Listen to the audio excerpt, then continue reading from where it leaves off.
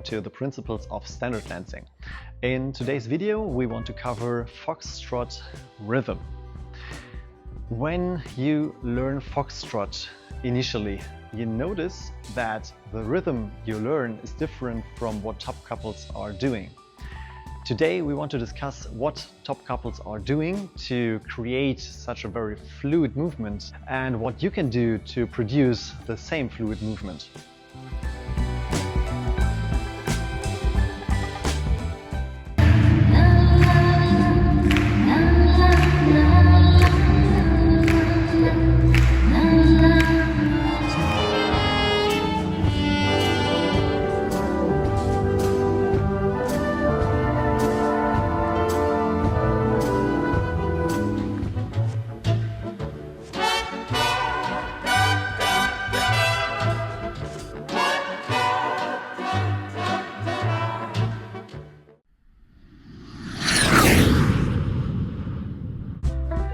What's the difference between what's written in the book, literally, and what top couples do? When you analyze the basic figures of Foxtrot, such as feather step, reverse turn, three-step, you will see that the rhythm slow, quick, quick is written down in the books. If you take this rhythm literally, you would produce kind of a stuck movement, which is not that fluid. What you can see in top couples. So let's take the rhythm literally. I will show you a feather step in the rhythm slow, quick, quick. 7, 8, slow, quick, quick, slow. As you can see, the movement is not that fluid and top couples do slightly different. What do they do different? They divide the slow into two quicks. On the first quick, they move their center of gravity very fluidly, and only when the second beat occurs, they transfer their weight. They don't do slow, quick, quick, but they do slow and quick. That's the main difference at the beginning of the bar. What's different at the end of the figure? At the end, they don't place the step on 4, but at the end of 4. You can compare that to slow waltz. When you see top couples dance, they don't dance 1, 2, 3, 1, 2, 3, but they lower at the end of 3. They do and 1, 2, and 1, 2, 3, and 1, 2, 3, and 1.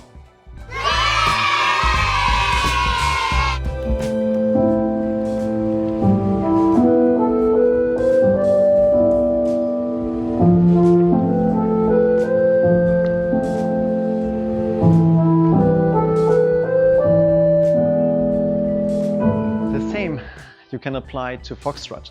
You should not lower on beat 4, but at the end of beat 4.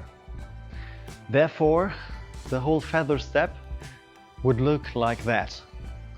Slow and quick, quick, and 1, 2.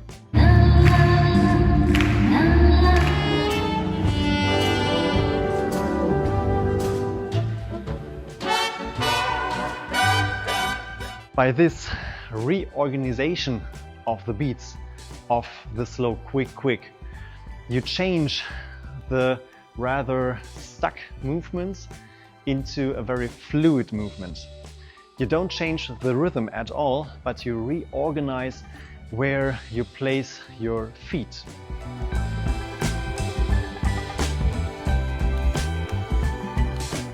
Of course, when you dance figures that contain more than 3 steps, you must adapt to this rhythm.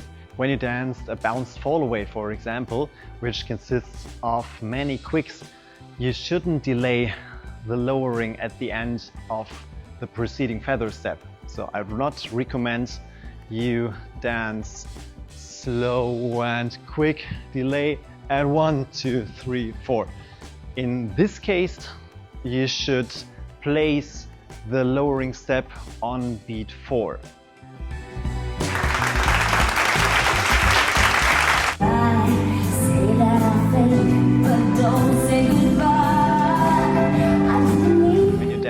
figures that consist of 3 steps, you should apply the rhythm that we just discussed.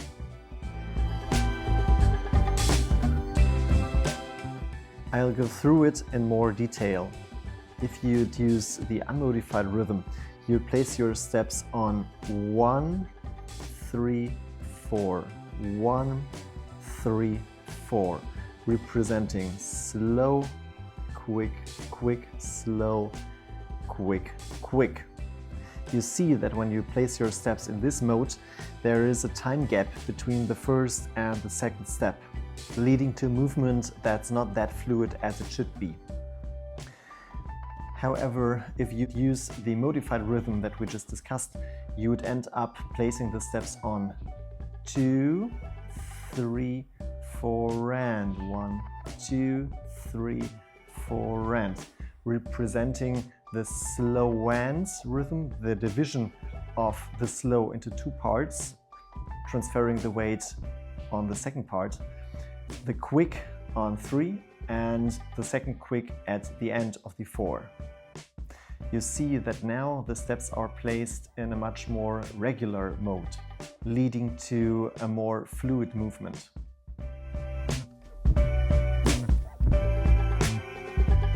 Now we will apply the counting to the actual dancing. On 4, they prepare the moving leg for and. On 4 and, they place the step and transfer weight. 4 and 1. On 1, they move their center of gravity, prepare again the moving leg.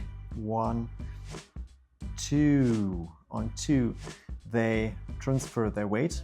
2, 3, 4 and 1, 2, 3, 4 and.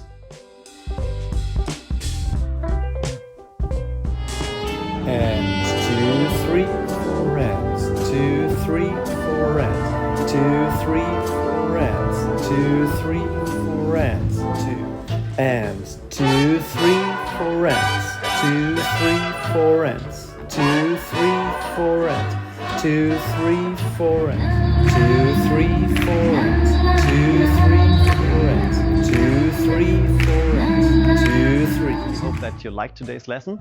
If you liked it, I'd appreciate you subscribing to my channel and clicking the like button. And I'm really looking forward to seeing you in the next video. Bye for now.